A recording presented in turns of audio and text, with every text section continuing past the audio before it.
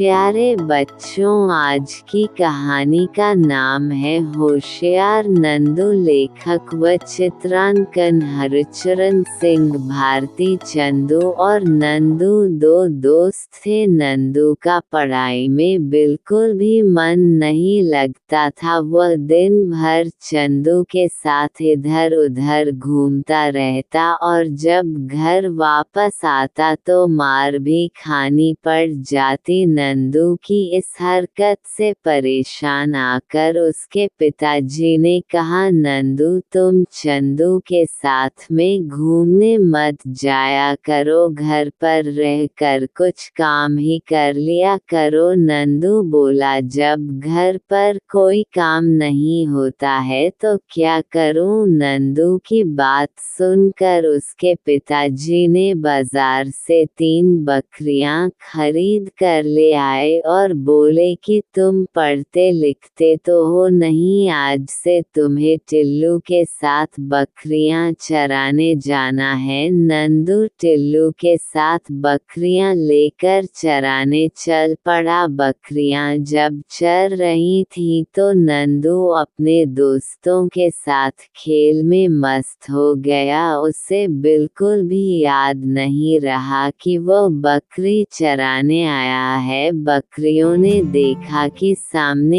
एक मक्के का हरा भरा खेत था। बकरियां उसी खेत में घुस गई। खेत बड़ा था। चरते चरते बकरियां जिस रास्ते से खेत में घुसी थी वह रास्ता भूल गई और भें भें में की आवाज करने लगी। काफी देर तक बकरियां चिल्लाती रहीं। तभी वहां पर पेड़ के नीचे बैठे खेत की रखवाली करते खेत के मालिक के कान में बकरियों के चिल्लाने की आवाज पड़ी। वह बिना देर किए एक बड़ा सा डंडा लेकर दौड़ पड़ा और बकरियों को पकड़कर उसी पेड़ में बांधकर बकरी चराने वाले का इंतजार करने लगा। इधर जब नंदू को अपनी बकरियों का ध्यान आया तो वह बकरियां ढूंढता हुआ उसी पेड़ के सामने पहुंच गया जहां उसकी बकरियां बंधी हुई थी। खेत के मालिक ने नंदू से कहा, क्या ये बकरियां आपकी हैं? नंदू डर गया और बोला, जी नहीं, ये बकरियां मेरी नहीं हैं और फिर मैं आपको कोई बकरी चराने वाला लगता हूँ। मालिक ने कहा, फिर तुम यहाँ क्या करने आए हो? नंदू बोला, ये